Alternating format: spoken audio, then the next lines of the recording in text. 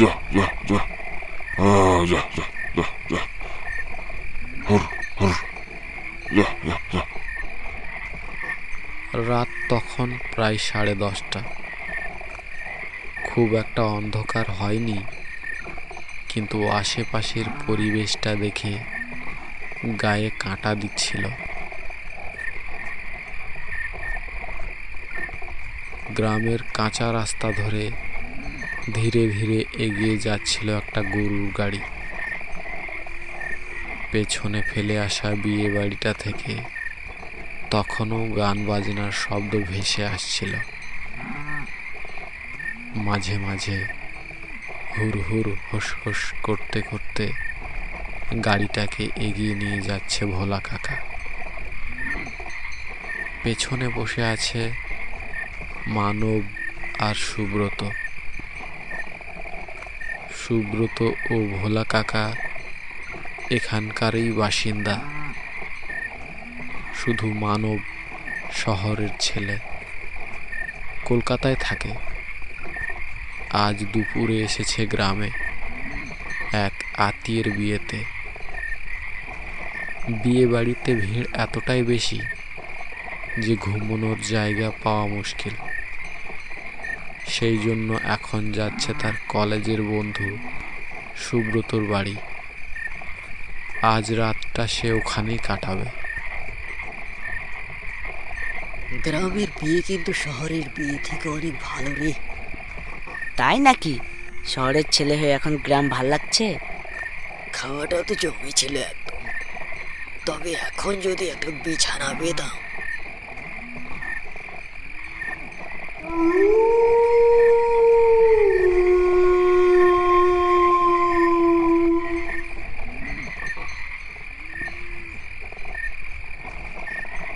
ওহ, ওহ, ওহ, এই এই গাড়িটা থামা, একটু থামা।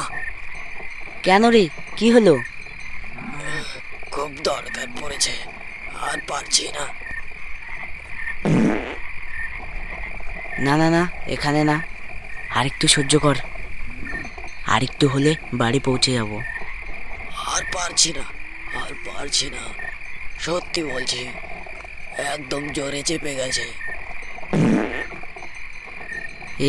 এখানে নামিস না রে, এই জায়গাটা ভালো না। বাবু, এই জায়গায় রাতের বেলা নামা ঠিক হবে না। আরে প্লিজ, 1 মিনিটেই আসছি। ওহ, ওহ, ওহ, ওহ, ওহ, ওহ।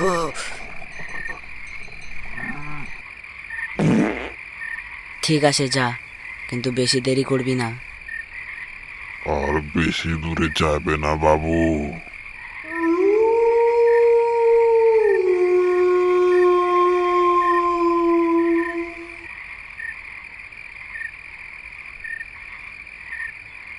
গরুর গাড়ির পাশে দাঁড়িয়ে দুজনে তাকিয়ে থাকে সেই অন্ধকারের দিকে।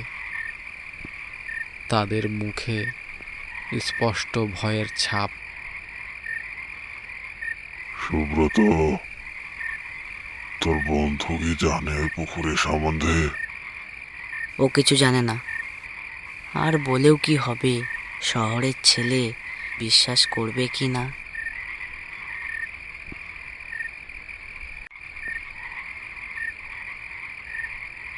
কই রে, কতক্ষণ লাগে?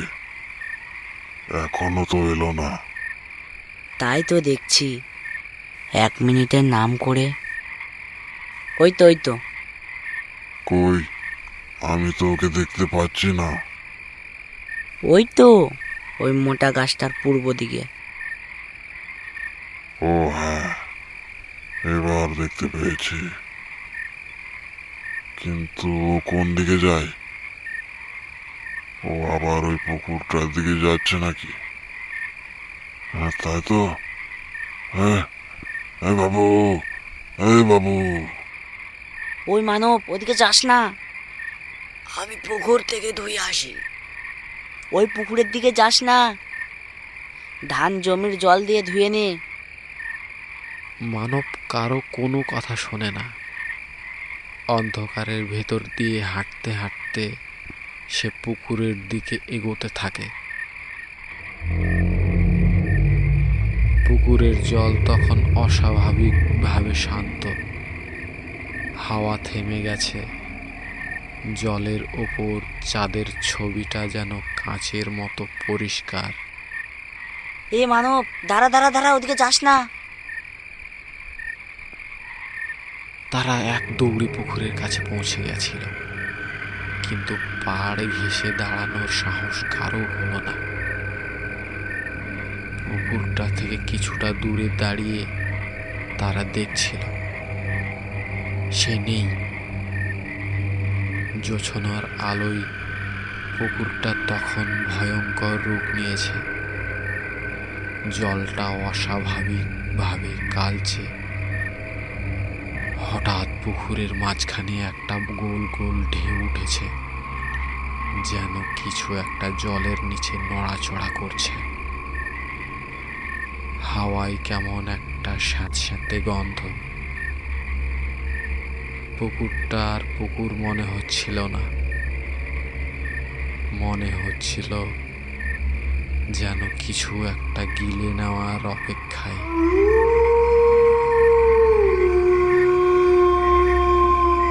তোরা কি একদম পাগল নাকি?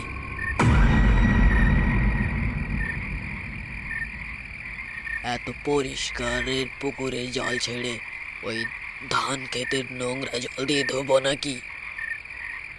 এখানে বেশিক্ষণ থাকা যাবে না, চল চল চল।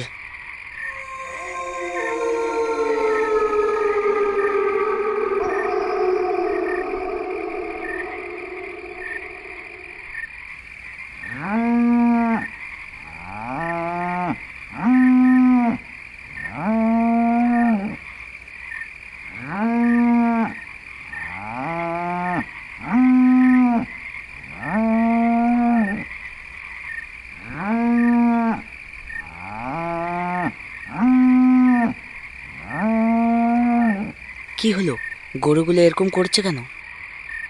গরুগুলো এরকম করে না বাবু, কিছু একটা দেখেছে ওরা। হ হ হ হ হ হ হ হ হ হ হ হ। বাবুরা, তোমরা উঠে পড়ো।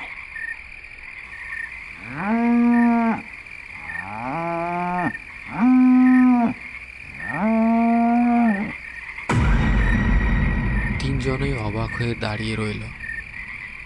কারো মুখে কোনো কথা নেই, শুধু চোখে চোখে প্রশ্ন।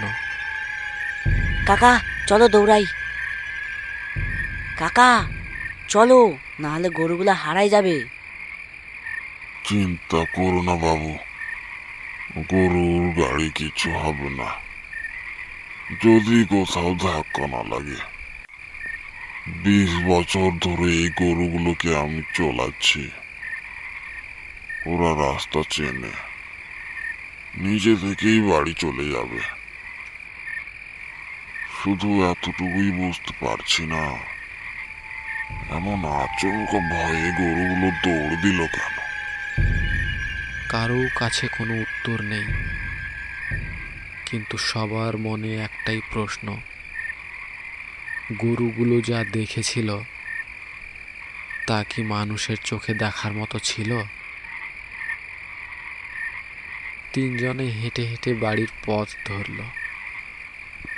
রাত তখন অনেকটাই গভীর। আচ্ছা, তোরা আমাকে ওই পুকুরের দিকে যেতে এত বারণ করছিলি কেন? আমিও ঠিক জানি না রে, বাবা শুধু এইটুকু বলতো, জায়গাটা ভালো না, কেউ না কেউ ওখানে মারা গেছিল। তারপর থেকেই ওখানে ভয়ঙ্কর ঘটনা ঘটে।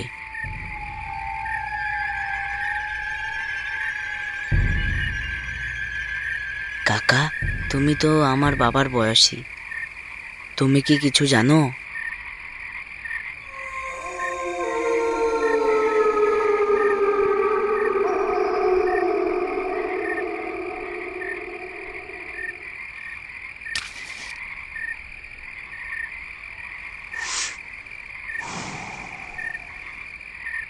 জানি তো বাবু, কিন্তু কিছু কথা রাস্তায় হাঁটতে হাঁটতে বলা ঠিক হবে না। এই, ও ও তো নেই রে। আরে একটু আগেই তো কথা বলছিল। মানব, কই রে, কোথায় গেলি? আবার চেপে গেল নাকি?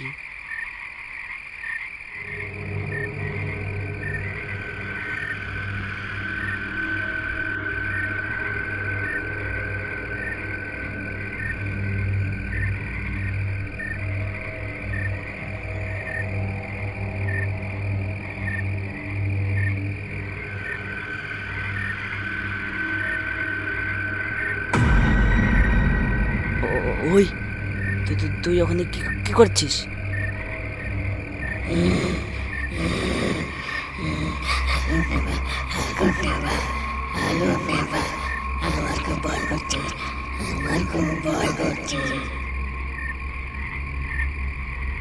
কাকা, ওই এরকম করছে কেন? ওই মানে গাছ থেকে নাম, চল বাড়ি চল। হে ভগবান, এ তো সর্বনাশ। মানব আর নিজে নেই, ওকে ওই পুকুরের মরা আত্মা বশ করে নিয়েছে।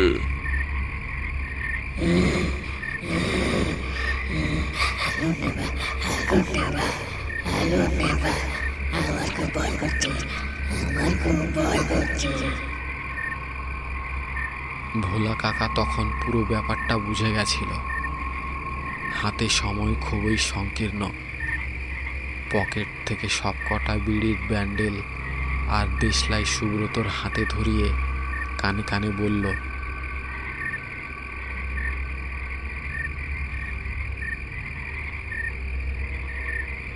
কাকা, আমি পারবো না, আমার খুব ভয় করছে। তোকে পারতেই হবে, তোকে পারতেই হবে। তুই কি চাস তোর বন্ধু সারা জীবনের জন্য হারিয়ে যাক?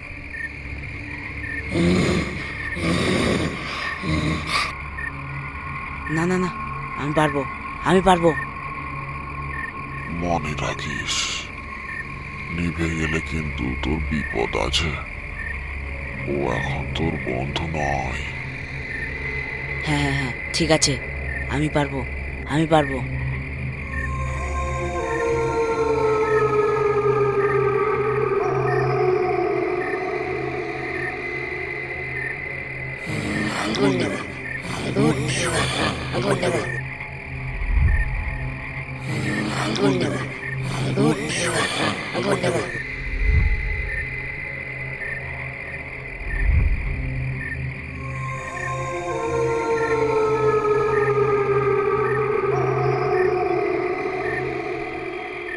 ভাই সুব্রত, আগুন নেবা, আগুন নেবা, আমার খুব ভয় করছে।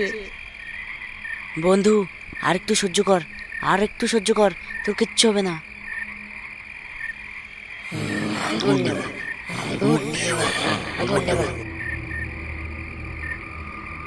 সুব্রত এইভাবেই গাছের নিচে দাঁড়িয়ে দাঁড়িয়ে তার বন্ধুকে পাহারা দিচ্ছিল।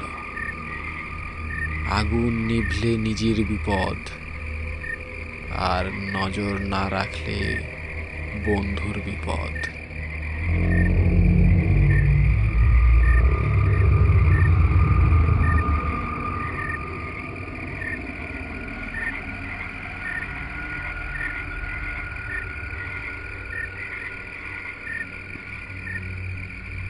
কিছুক্ষণ পরে ভোলা কাকা ফিরে আসে।